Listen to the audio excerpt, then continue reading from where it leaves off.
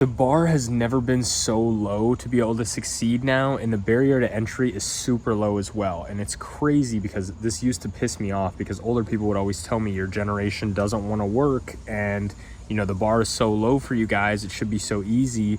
And obviously that was annoying to hear, but as I've gotten a little bit older and spent time around a lot of people in my generation, holy shit, it's really bad. It's really true. And I think it's something that it can either make you feel really bad or it can make you excited. And for me, it is very frustrating to deal with. And I don't know if it necessarily is my generation, but I don't know. I think it's because we're paralyzed by options and abundance, and in the past, it's never been a thing. We've never had an abundance of everything. So now that we do, it's like, we have nothing to fall back on and no guidelines that show us from the past of what to do and how to handle this, right? So, there's never been infinite entertainment, food, and delicious food at that, like super addictive, scientists in a lab trying to addict you to their food, kind of food, and everything in between. And now basically the only requisite to actually getting started and becoming above average is pretty much just avoiding the abundance and just putting down the phone, putting down the fork, all that stuff. And it's really hard, I know, but it's something that it's just an interesting thing. But it's really nice when you can realize that the bar really is low. There's a lot of people who are just they're gonna understand it, but they're not gonna do anything anyway.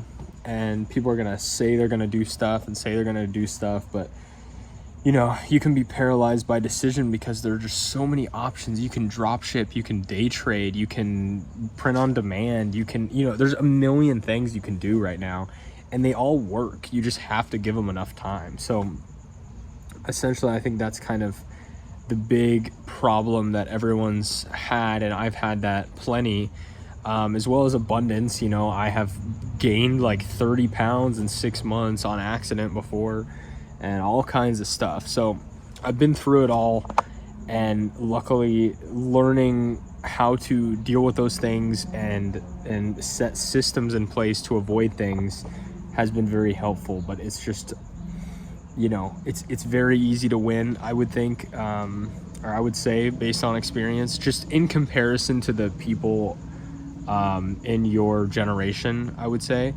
because it's not like I'm crushing it compared to everyone, but I'm doing things and moving forward, and I've had a lot more success than a lot of other people my age, just because I've done so much stuff. And I've never looked at social media like entertainment. I've always looked at it like this is a way to make money and reach people. It's free advertising. But I've obviously been totally horrible about eating a ton of crappy food or watching a bunch of Netflix all the time, as we all have. But it's about, at least in my opinion, it's about finding these systems that keep it from distracting you, or really just finding ways to keep yourself locked in on the things you need to be doing and being quick to take action, as opposed to just letting if you just lay there, it's all gonna consume you. There's it's gonna be all the food, all the social media, all the whatever, and you're just gonna lay there, and it's gonna just like completely crush your life.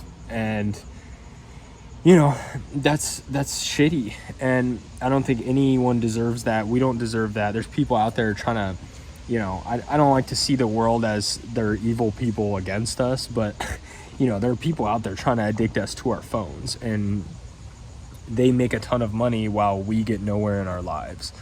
And it's not like, I mean, it is what it is. It's just a business thing, and people love it and whatever. It's created a lot of opportunity, including this, but it's one of those things where if you can recognize that and realize that somebody is getting rich off of you doing nothing with your life, it's very helpful. And I kind of like to frame things like I have an enemy that I have to beat, and it just helps, you know. And it's not like I said, they're not our enemy in my eyes, at least, but it's like, well, you got to beat them. And it's the same as, you know, you might as well create content instead of consuming it all the time, because, you know, the people that are on there are just going to be on there. So I figured, you know, it's like you might as well try and do some good if people are already watching. Like for YouTube, you know, there's a lot of crap on YouTube. I think YouTube is, I would give a small exception, despite, you know, it's still designed to kind of addict you and keep you watching. But, you know, I've learned so much from YouTube. I really have nothing bad to say about them. But the other ones where it's just kind of like next video, and you're not controlling what you're watching, that doesn't seem to be as beneficial, because even if it feels like you're learning, you're not learning. You know, it's like you hit that save button and we all know you never go back to watch it again. So anyway, just my 2 cents. If the bar is low, just you know, understand that and take those easy steps to get yourself out and, you know, get yourself above average. You know, I don't think anyone deserves a life of scrolling and misery, because I personally, for me, it's only led to that.